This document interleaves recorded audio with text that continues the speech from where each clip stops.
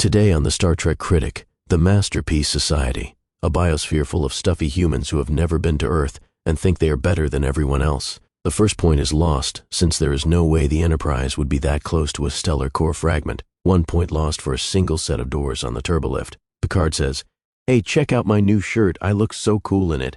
Riker says this desolate planet has a biodome on it with people. Data says that's really stupid, since there are plenty of Class M planets they could have lived on. 1 point lost for a visible boom reflection. Geordi does Picard maneuver number 1. Worf says they don't want to talk to us. Another point lost for another visible boom. Picard says, "We mean you no harm, that's what all invaders say." Aaron Connor says, "Look, we still use zippers on our clothes." And he is pretty rude considering they could get destroyed and the Enterprise is offering free assistance. Data says it will cause a big bodonkadonk earthquake you've never experienced before. Connor says, "But we have zippers and have never needed transporter technology before." Connor is more concerned about seeing the transporter than he is about a stellar core fragment aiming straight at their biodome. Martin preaches doom and destruction, just like my mother-in-law. Another point lost, since the Enterprise staff would have tried to find out the history of the biodome. They usually do that. If they have been here exactly 200 years, it means their ancestors came here about 15 years after Star Trek Enterprise. Personally, I don't see how this is a perfect society. Having everything planned for you sounds incredibly boring. Even in the Matrix, they admitted the perfect society wasn't working, and they had to try a different route, and controlled procreation takes all the fun out of wild sex orgies. Martin is terribly rude here. Geordi is pissed. Ooh, there is going to be an old-fashioned catfight. Another point lost for opening credits 6 minutes into the show. Aaron Connor also believes they are all one with the trees. They might be vegetarians, but you never find out. Martin complains that 3 more people here throw them all off balance. Geordi is thinking, he's off balance all right. Riker is thinking, after 200 years they have crappy artwork, and is this real sunlight? Deanna is making her move, and 1 point lost for Deanna in a catsuit for ratings. Riker is thinking, more crappy artwork and a heat lamp, and that was fake sunlight. The real view out the window is terrible. Connor is so humble and self-centered at the same time. He won't give up this lifestyle easily. This is Deanna's way of saying she wants to jump him. Hannah is complaining that all the women are dressed alike. Look close. Riker almost smashes into the wall. Riker says it's time to go home.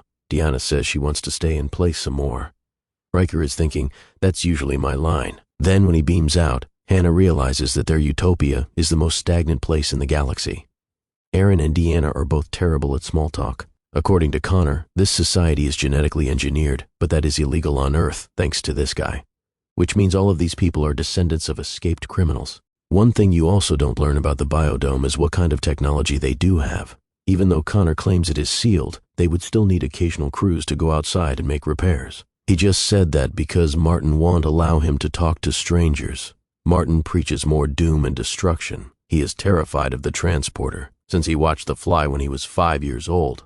But Hannah goes, Deanna wants to come back and fool around later. Connor says, of course, I've been genetically engineered to be a creepy old politician. 3 days have passed. Deanna tells Picard these people would rather die than hang out with unengineered humans. Picard is thinking, if they have such a bunch of sticks up their asses, why are we even bothering? Does this count as 2 Picard maneuvers? 1 point lost for never mentioning how many people live there. They need to know that if they have to evacuate. Then he talks about his distaste for genetic manipulation. I agree, because somewhere in that biodome someone was genetically engineered to be the dishwasher. This is similar to what happened in Brave New World. Either the dishwasher is really pissed about it, or he was engineered to be too stupid to realize how he got shafted. Deanna blames the third baseman. Picard asks if she admires Connor. That means he is on to her. Hannah is thinking, even the stage props are more advanced than ours. Geordi tells her, yeah, but we still get our chairs from Office Depot. Shout out to LeVar Burton for wearing the blind contacts. When they have this conversation, it makes you wonder, how many abortions do they perform in this masterpiece society if the unborn baby doesn't meet their specifications? Geordi says the first baseman gave them rights. Geordi says the first baseman would never be in her perfect society. I bet he wish he could say this to Martin right now. Connor tells Deanna his favorite nursery rhyme. Humpty Dumpty sat on a wall. Humpty Dumpty had a great fall. All the king's horses and all the king's men had eggs for breakfast. Of course, there was never any real evidence Humpty was an egg. Personally, I think it refers to the fall of the Roman Empire. And what does it mean if he transports through that wall she would be on the other side? Star Trek writers are terrible at romance talk. That's why they are all single. Geordi and Hannah tell Picard their plan. Riker is right behind him like the little ass-kisser that he is. 1 point lost for not having 2 or 3 more starships come help move the core fragment, since that would solve all their problems. If they've had 200 years in being artists, why is he playing a piece of music that is 500 years old? They can't come up with anything original, like the Disney company. Look closely, this is an interracial couple. Did they choose to hook up on their own, or were they genetically engineered to do that? They aren't very discreet, are they? I'm surprised Martin isn't around to go crazy on him. Playing the piano is the modern way of showing a couple smoking a cigarette. This is one of the few times they mention Enterprise time. Deanna says she has to go to the bathroom. Connor blames the left fielder. These horrible romantic lines are worse than the narrator using an AI voice. Next thing you know, I will be talking about myself. Geordi and Hannah interrupt their terrible romance lines and say engineers need to come down and make adjustments. Connor is still upset that these ungenetically engineered humans from light years away would come here and help them for free. What an insult to their stuffy way of life. Captain's logs always say supplemental when there is a time crunch since they never get stardates right. Felton says I number 1. Data says I number 2. Oh look, then narrator was right. If another ship came and helped, they would have pushed it with no problem. This is a terrible time not to follow the teachings of Yoda. Hannah says 1 point, hey wait, that's my line. Is this the only Picard maneuver with his new shirt? They always worry about life support. It will be days before they run out of oxygen. Maybe they are more concerned about the toilets overflowing. And they save the planet just a hair from blowing themselves up like they always do. Picard says, Hail Colony. Is that like Hail Caesar? You'd think such a utopian society would have an office for their governor. Connor says, Hannah, it's time to come back to the biodome. Those people are so backwards they don't even have zippers yet. Hannah is thinking, ugh, I hate these zippers. 1 point lost for a captain's log talking down to the audience like we forgot everything before the commercials. I bet these 2 scenes were filmed at the same time. They just had them move around. Of course, Riker says energized since the producers were too cheap to pay 1 extra union pay for a speaking part for a day. Connor says, thanks, now go away. But tell Deanna the sex was good. Riker says she feels the same way about you. Now there is a breach. Hannah blames the third baseman.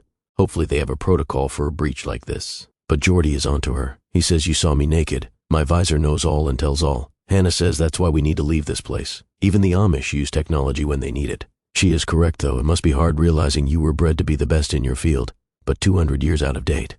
Picard was ready to beam the whole colony up to the ship for an evacuation, but now he goes apeshit when just one wants asylum. Riker says the first baseman was curious about the outside world too. Beverly says they are genetically engineered, which is illegal. This is their prison, they should stay in it. Picard's like, rats, now I have to go to the surface and I don't even have my new shirt on. 1 point lost for this totally unnecessary conversation in the turbolift. Picard's conversation with Connor won't be affected by his grinding with Deanna. Besides, Riker does this all the time.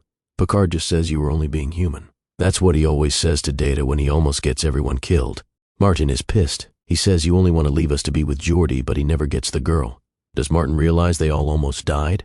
Deanna says, Hannah, let's go for a walk and check out all the men's genetically engineered butts. This next scene is a good discussion on the choices that need to be made. Ironically, Connor has been bred to be the best governor for a place where nothing out of the ordinary takes place, so he has no idea what to do next. He looks around and says, hey, wait a second, this looks like a redressed version of the battle bridge. Picard goes into his ambassadorial nonsense talking. The first baseman wants asylum. Picard says, I'm not here to do your job. Connor tries to talk them out of going. Instead of asking them to wait for 6 months, he should offer everyone a 6-month room Springer deal where they can check out how screwed up the rest of the galaxy really is and come back. In reality, after being isolated for 200 years, they have no immunity to all the diseases the Enterprise crew brought, and they will all be dead in a week. Hannah asks Picard if he would ever live on a ship in a bottle. Picard reminds her this series had 14 bottle shows. Hannah says that's not what I'm talking about. Hannah ends it by offering Connor to go with them, who realizes he can't go. Aww. Now he makes more bad pickup lines on Deanna. Deanna says, why don't you do like all the other politicians and invite more ships here so you can fool around with the girls? He's like, hey, that's a great idea. Riker reports 23 colonists have arrived. Picard is concerned he broke the Prime Directive. Riker says we always break the Prime Directive. Besides, they are genetically engineered, so they are criminals, and we infected them with 200 years of viruses, so they will be gone next week. Also, since they need 23 new people, the whole colony is engaged in an all-out orgy to replenish the population. Picard's like, well, in that case, we should go back and join in all the fun. The Enterprise flies off into the sunset, and no one realizes Picard is holding his favorite artifact, the crystal that creates the Fortress of Solitude. He always dreamed of being Superman, but became Professor X instead. This is Sheila Franklin's 4th episode. Ron Canada was a reporter, has 155 screen credits including The Orville, Stargate, and Babylon 5. He will be back on Deep Space Nine and Voyager. Dae Young has 116 credits including Pretty Woman, Rock and Roll High School, and Spaceballs. She will be back on Deep Space Nine and Enterprise. John Snyder has been in 60 stage plays and 150 screen credits, a lot of cartoon voices. He was also on Knight Rider, Quantum Leap, and Babylon 5. Unfortunately, we only got 47 minutes to see how bad this Masterpiece Society really is, but it got a score of 89%, thanks. For viewing, please leave comments below, click that like button, the subscribe button, and share with all your friends. Then come back next week for Conundrum.